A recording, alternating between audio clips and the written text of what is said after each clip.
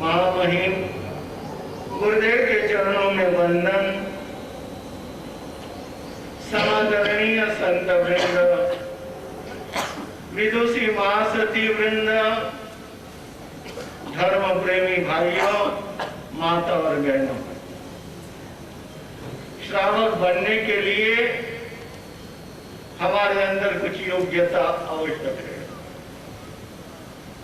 ऐसे तो बहुत से लोग व्रत ले लेते हैं, श्रावक के घर में जन्म ले लेते हैं, अपने आप को श्रावक मानते हैं, परंतु वास्तविक यदि हमें श्रावक बनना है तो श्रावक बनने के लिए पहले हमारे अंदर कुछ योग्यता होनी चाहिए।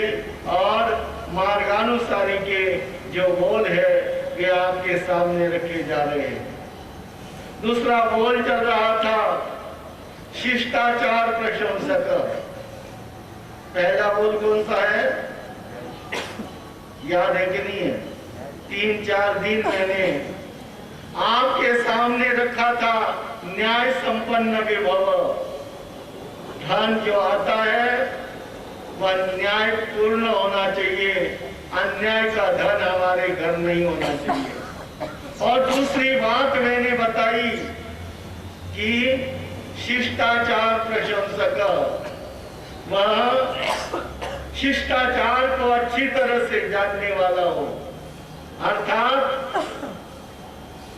शिष्टाचार उसको मैंने बताया था कि यह बाहर का शिष्टाचार नहीं, परंतु जिसके अंदर कुछ विशेष गुण होते हैं वह शिष्टाचार हमारे जीवन के अंदर होना चाहिए।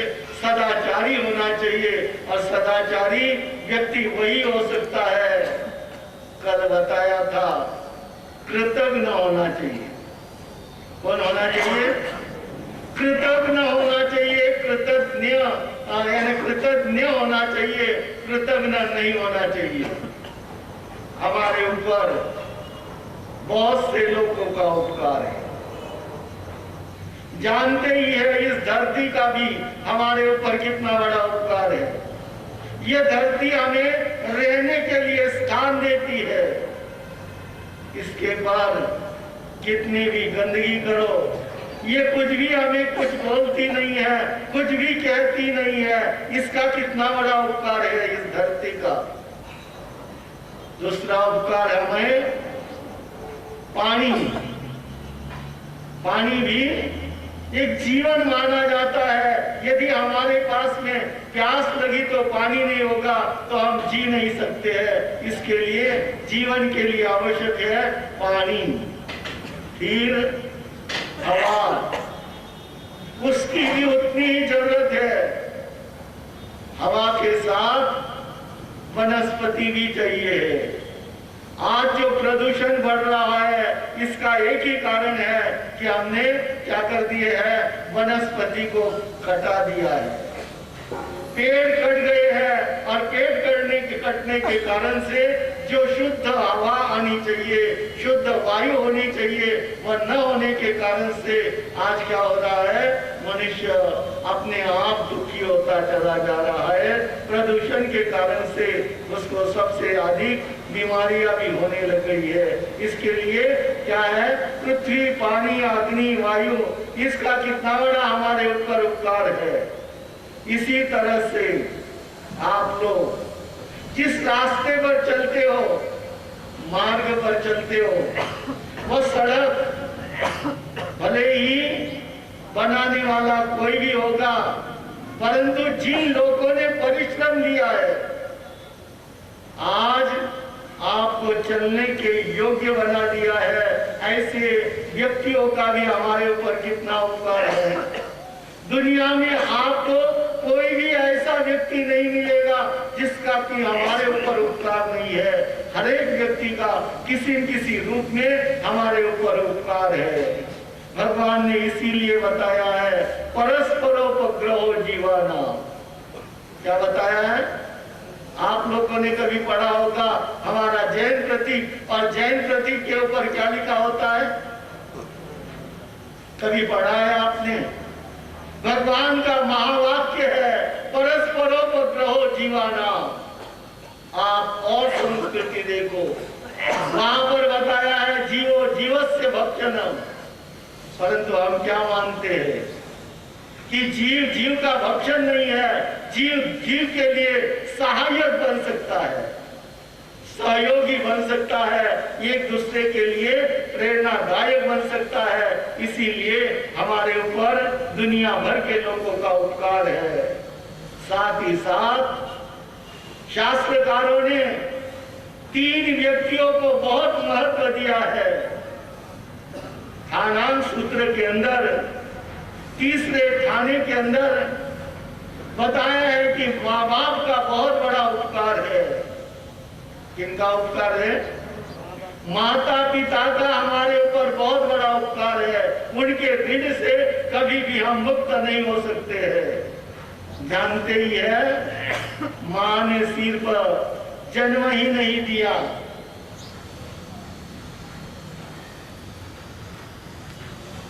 माँ ने सिर पर जन्म ही नहीं दिया है।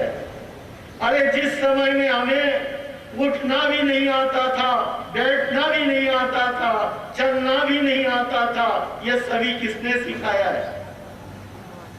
हाँ, माँ बाप ने, माँ ने सिखाया है। माँ ने कितनी हमारी सेवा करी है। माँ की सेवा अद्वितीय है। आज मनुष्य देखो कृतज्ञ बनता जा रहा है, कृतज्ञ नहीं है, परंतु क्या बनता जा रहा है? कृतज्ञ बनता जा रहा है। जानते ही है, शास्त्रकारों ने कहा है, नीतिकारों ने कहा है कि कई व्यक्तियों का उद्धार नहीं हो सकता है, वे आत्मा नरक में ही चली जाती है। यहाँ पर बताया है एक यानी श्लोक के अंदर, मित्रद्रोही कृतघ्नश्च स्तेयी विश्वासघातक चत्वारि नरकम यान्ति यावत् चंद्र दिवाकरो। उन्होंने कहा जब तक चंद्र और सूर्य है वहां तक वे लोग नरक में ही चले जाते हैं। कौन? यह मित्र के द्रोही होते हैं। एक मित्र के साथ में विद्रोह कर लेते हैं, उसी तरह से कृतज्ञ होते हैं। उपकार को हमारे ऊपर जिन जिन लोगों का उपकार है, उन उपकार को, उन ऋण को हम कभी मुक्त करने के दृष्टि से प्रयास नहीं करते हैं कि दुनिया का हमारे ऊपर कितना बड़ा ऋण है, उस ऋण से हम कैसे मुक्त हो सकते हैं। इसके लिए प्रत्येक व्यक्ति को विचार करना है कि जो व्यक्ति कृतज्ञ है, जो चोरी करता है, दूसरे की वस्तु ग्रहण कर लेता है, विश्वासघातक है, ऐसे व्यक्ति और ये 4 व्यक्ति कहाँ जाते हैं? मर करके नीतिकार कहते हैं कि उनको और कहीं स्थान नहीं मिलता है, वह नरक के अंदर ही चले जाते हैं। आज कितने लोग ऐसे आपको मिलेंगे कृतज्ञ, क्या उपकारों को न मानने वाले कृतज्ञ व्यक्ति आपको कितने मिलेंगे? शास्त्रकार यानी कहते हैं, एक कथा के अंदर कल ही मैंने पढ़ा था कि एक भंगन सिर के ऊपर मरा हुआ कुत्ता लेकर के चली जा रही थी। टोपले के अंदर वो मरा हुआ यहाँ पवित्र वस्तु पड़ी हुई थी, और ऐसा होने पर भी वह पानी छिटकती रास्ते से जा रही थी। उसको देख करके एक ऋषि ने पूछ लिया कि क्या बात है कि तेरे सिर के ऊपर तो इतनी अशुद्धि भरी पड़ी हुई है, या पवित्रता भरी पड़ी हुई है, तेरे हाथ भरे हुए हैं गंदगी से, सब कुछ होते हुए भी तू क्या कर रही है? पानी छिटकते आगे बढ़ रही है, क्या कारण है? उसने कहा कि इस रास्ते से कृतज्ञ व्यक्ति चला गया है। कौन गया है? कृतज्ञ व्यक्ति चला गया है, उसकी मट्टी कहीं मेरे को न लग जाए, इसके लिए मैं क्या कर रही हूँ, पानी छिटकते छिटकते चली जा रही हूँ कि आप पवित्र ना बनूं, मैं पवित्र बनी रहूं। हमें भी देखना है कि कृतज्ञता कितनी है। आज माता पिता का इतना बड़ा ऋण होते हुए भी उस उपकार को हम कितना मानते हैं। माता पिता को कितने लोग प्रणाम करते हैं, कितने व्यक्ति उनको आदर और सम्मान देते हैं। कई लोग तो माता पिता को भी दुत्कारते हैं। कैसे यानी ऐसे ऐसे व्यक्ति आपको देखने को मिलेंगे कि जो माता पिता की उपेक्षा करते हैं, उनको अच्छी तरह से क्या नहीं करते हैं, उनका भरण पोषण भी नहीं करते हैं और कहाँ भेज देते हैं, आज वृद्धाश्रम में। कहाँ भेज देते हैं, वृद्धाश्रम बढ़ते जा रहे हैं। क्या कारण है? इसका एक ही कारण है कि मनुष्य के अंदर कृतज्ञता नहीं रही है कि मेरे ऊपर भी माता पिता का कितना बड़ा ऋण है। माता ने आपकी गंदगी साफ करी है। आपको थोड़ा सा भी दुख ना हो जाए, कष्ट ना हो जाए, इसके लिए वह गीले में सोई है और आपको क्या है, कैसे स्थान पर सुलाया है। यह विचार यदि मनुष्य करने लग जाए, वह बाल्य अवस्था को यदि वह याद कर ले, तो माता का कितना बड़ा उपकार है। उस ऋण से कभी भी हम मुक्त नहीं हो सकते हैं। शास्त्रकार कहते हैं कि इसके लिए भले ही तुम अपने शरीर की चमड़ी का जूता बना करके भी माँ बाप को पिलो यानी क्या करेंगे, पहनाओगे, तो भी माँ बाप के ऋण से कभी भी मनुष्य मुक्त नहीं हो सकता है। इसके लिए शास्त्रकार कहते हैं कि माँ बाप का हमारे ऊपर बहुत बड़ा ऋण है। मुझे एक कहानी याद आ गई, गुजरात में घटित वास्तविक व सत्य घटना आपके सामने में रख रहा हूँ। कहते हैं एक विधवा को एकलौता एक पुत्र था और बच्चा, उसने देखा ये बच्चे के अंदर क्या है, बहुत कुछ होने की संभावना है। मुझे अपने बच्चे को योग्य बनाना है, पढ़ाना है, लिखाना है। भले ही उसकी परिस्थिति बड़ी दयनीय थी। वहाँ अड़ोस पड़ोस के किसी के बर्तन मांजती थी, किसी का पिसना पीसती थी और किसी के धोना धोती थी। इस तरह से कार्य करके अपना स्वयं का भी आजीविका चला रही थी और साथ ही साथ अपने पुत्र को भी और क्या कर रही थी, बड़ा कर रही थी। बड़ा योग्य बनाने के लिए उसके अंदर जो कुछ प्रतिभा छुपी हुई थी, उस प्रतिभा को आगे बढ़ाने के लिए उसने प्रयास किया और धीरे धीरे उसको स्कूल में डाल दिया है। बच्चा हमेशा पहले एक नंबर में आता था, धीरे धीरे वह आगे बढ़ता गया और कहते हैं वही बच्चा आगे जा करके एक बहुत बड़ा डॉक्टर बन गया। क्या हो गया? लंबी चौड़ी कथा है, मुझे इतनी आधी मैंने बढ़ा करके नहीं कहनी है, सिर्फ संक्षेप में आपको बतानी है कि माँ ने क्या कर दिया है। बहुत कुछ उसके लिए रात दिन प्रयास किया और बच्चे को पढ़ा करके जितना आज खर्चा लगता है, उस समय में उतना खर्चा उस समय में नहीं लगता था। उस समय में कोई ज्यादा डोनेशन भी देने की जरूरत नहीं पड़ती थी। कहते हैं वह मेरिट में आता था, एक नंबर में आता था और इसीलिए क्या है, वो बच्चा पढ़ता कहाँ तक पहुंच गया है, MBBS डॉक्टर बन गया है। उस समय में MBBS की बहुत कीमत थी। बनते ही उसको स्वर्ण पदक मिल गया है। पेपर वालों ने भी उसकी क्या कर दी है, बहुत कुछ प्रसिद्धि कर दी।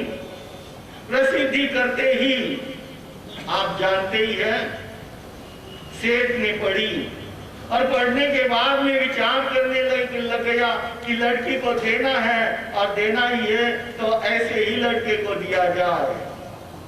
संपन्न था वह, बहुत बड़ा सेठ था और सेठ होने के साथ ही साथ उसने देखा कि MBBS डॉक्टर बन गया है, अभी अभी बन गया है, आर्थिक स्थिति से बहुत कमजोर था, आदि आदि। उसने सभी उसका जीवन को जब पढ़ा उसने सोचा ये कमाएगा और क्या है, इसको मैं अच्छा से अच्छा दवाखाना डाल दूंगा। इसीलिए उसने क्या कर दिया, वह उस लड़के के पास में गया है, उसको मिला है और मिल करके उसको कहने लग गया कि मैं अपनी पुत्री देने के लिए तैयार हूं, साथ ही साथ दवाखाना भी दे दूं, यानी तैयार करके दे देता हूं, और रहने के लिए मकान, बैठने के लिए गाड़ी, सभी कुछ आधुनिक साधन जितने भी है उपलब्ध है, वे साधन तुझे मैं देने के लिए तैयार हूं। लड़के को बता दी लड़की भी ठीक थी, सुंदर थी, और इसने देखा कि सभी कुछ मैं अपने पांव पर खड़ा हो जाऊंगा और पांव पर खड़ा होकर के क्या करूंगा, यानी अपनी प्रैक्टिस करूंगा। इसी दृष्टि से वह खुश हो गया और सोचने लग गया कोई हर्ज नहीं है, भले ही संपन्न घर की लड़की है तो क्या फर्क पड़ता है। उसके साथ में शादी हो गई। अब शादी जब हो गई, आराम के साथ में शादी हो गई है। शादी होते ही इधर आप जानते ही हैं कि माँ वह तो किस स्थिति में रही हुई है, आर्थिक अभाव में रही हुई है, आर्थिक दृष्टि से गरीब रही है, और उसने कभी भी क्या नहीं देखा है, बाहर का वातावरण उसने कभी देखा ही नहीं था, कभी अच्छा कपड़ा पहनने के लिए भी नहीं था, मोटा मोटा कपड़ा पहनती थी, और रहने के लिए भी ऐसे टूटे टूटे बर्तन थे। वह बहू जैसे ही आई और उसको सास को खबर पड़ गई, वह भी चली गई है अपने पुत्र को मिलने के लिए, खुश हो गई है, सोचने लग गई है कि मेरे यहाँ पर क्या आ गई है, मुझे ऐसी सुंदर बहू मिल गई है और पगला मिल गया है, सब कुछ खुश हो गई है। परंतु आप जानते ही है, जैसे ही उस किसने देखा, उस पत्नी ने देखा, उस डॉक्टर के पत्नी ने देखते ही सोचने लिया ये कौन मौत करीन आ गई है और इसके साथ मैं कैसे रहूंगी। क्या ये तो बहुत पुराने विचार की है, और पुराने विचार के साथ मैं माँ के साथ में, के सास के साथ में मैं रह नहीं सकती हूँ। इसीलिए उसने क्या कर दिया है, सीधा इनकार कर दिया है। माँ को रखना होगा तो मैं अच्छी तरह से तुम्हारा, अब डॉक्टर विचार करने लग गया। माँ ने मेरे लिए कितने क्या कर दिए हैं, प्रयास किए हैं, उसने मुझे डॉक्टर बनाया है, योग्य बनाया है, परंतु पत्नी का भी अभी वो क्या बन गया था, धीरे धीरे पत्नी का गुलाम बनता जा रहा था। पत्नी का ही कहने के अनुसार चलता था। माँ कभी कभी थोड़ा सी भी कहीं टोक देती तो वह पत्नी उसकी उपेक्षा करती, और क्या है, खाने के लिए भी जैसे मोल मजदूर को दिया जाता है इसी तरह से उसको दे देती थी। उपेक्षित थी, वह घर का काम करवा लेती थी, परंतु उसके तरफ उसका कुछ भी लक्ष्य नहीं था। धीरे धीरे बच्चा हुआ और बच्चे को भी अच्छी तरह से वह पालन पोषण करती है, खुश होती है कि मेरे घर में पोता आ गया है, प्रसन्न होती है, उसको देख करके खिलाती है, पिलाती है, हर दृष्टि से प्रयास करती है, परंतु बहू को यह देखा नहीं जाता है। वह कहती है या तो आपकी सास रहेगी या मैं रहूंगी, इसको निकाल दो। आखिर बेटे ने एक दिन कह ही दिया कि माँ अब तुम इस घर में नहीं रह सकती हो, तुम्हें यहाँ से कहीं कहीं जाना होगा। अब वह माँ बेचारी विचार करती है, वह तो स्वयं जानती है कि उसने जिंदगी भर कष्ट किए हैं, वह बड़ी स्वयं स्वाभिमानी थी। स्वाभिमानी होने के कारण से उसने सोचा कोई हर्ज नहीं है, बहू नहीं चाहती है तो क्या है, वहां से वह निकलती है और कहीं ऐसे झोपड़पट्टी में जा करके एक झोपड़ी बना करके रहती है। पहले तरीके ही वह काम शुरू कर दिया है, किसी के यहाँ बर्तन मांजना, किसी का पीसना पीना धोना आदि, और उसके पर अपनी आजीविका चला रही है। कई वर्ष निकल गए, कई वर्ष निकल गए, डॉक्टर भी भूल गया, अपने माँ को भूल गया है। एक दिन वह किसी दिन वह बीमार हो गई है, और बीमार होने के बाद में अड़ोस पड़ोस के लोगों ने उसको उठाया और कहाँ लेकर के आए हैं, डॉक्टर के दवाखाने में लेकर के आए हैं। दूर से देखा माँ है, फिर भी उन्होंने कहा कि क्यों को लग जाओ, कहाँ लग जाओ, ये नहीं कि माँ को पहले देख लूं या पहले उसका मेरे पर बहुत बड़ा ऋण है, उसके लिए नहीं। उन्होंने कहा नंबर को आ जाओ, और नंबर से आगे आने के बाद में धीरे धीरे माँ को उसने देखा, कुछ दवाइयाँ लिख करके दे दी, और दवाइयों के साथ में उसने क्या कर दिया है, बिल भी लिख करके दे दिया है, क्या लिख करके दे दिया है। इस आज के यानी बीमारी के अमुक अमुक बीमारी तेरे लिए है, और उसके लिए यह औषधि लेने के लिए कहा, और साथ ही साथ देखने आदि का बिल भी किसके हाथ में दे दिया है, माँ के हाथ में दे दिया है। माँ आश्चर्यचकित हो गई है कि मैंने इसके लिए क्या नहीं किया है, फिर भी आज इसने मुझे बिल दिया है, कोई हर्ज नहीं है। कहती है मैं घर जाती हूँ और बिल भेज देती हूँ। घर गई है, अपने स्थान पर पहुंच गई है, और स्थान पर पहुंचने के बाद में उसने भी अपना बिल तैयार कर लिया।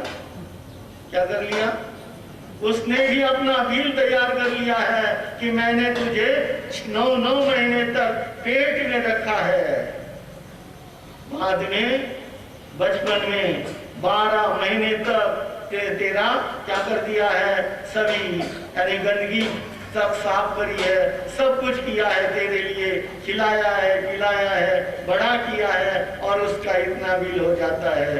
उसने के बाद में धीरे धीरे तुझे मुझे पढ़ाया है, तेरे पिताजी न होते हुए भी मैंने क्या कर दिया है, इधर उधर के मोल मजदूरी करके मैंने क्या कर दिया है, तुझे पढ़ाया है, इतना पैसा पढ़ाई में लग गया है, आधी आधी पूरा जितना भी बिल था वह बिल तैयार कर दिया है, और बिल तैयार करके कहने उसने भेज दिया बिल कि तेरा बिल जो आज का मेरे स्वास्थ्य के लिए तूने भेजा है, उसके साथ ही साथ मेरे बिल को देख लेना, और मेरे बिल के अवशेष रकम मुझे भेज देना।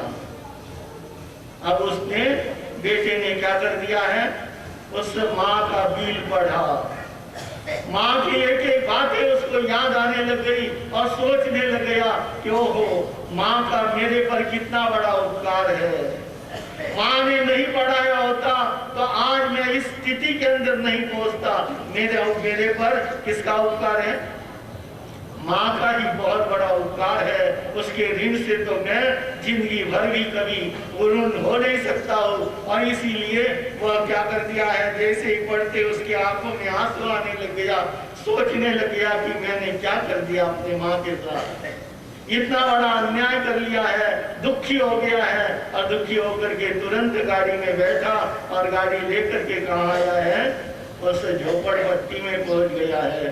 माँ के सामने आकर के उनके चरणों में गिर करके कहने लग गया कि माँ मैं भूल गया था, तूने मुझे क्या कर दिया है, जगा दिया है, मुझे स्मरण करवा दिया है, बहुत कुछ तूने करा मेरे लिए, बहुत कुछ किया है। तू अब यहाँ नहीं रह सकती है, तू कहाँ चल, अब घर चल।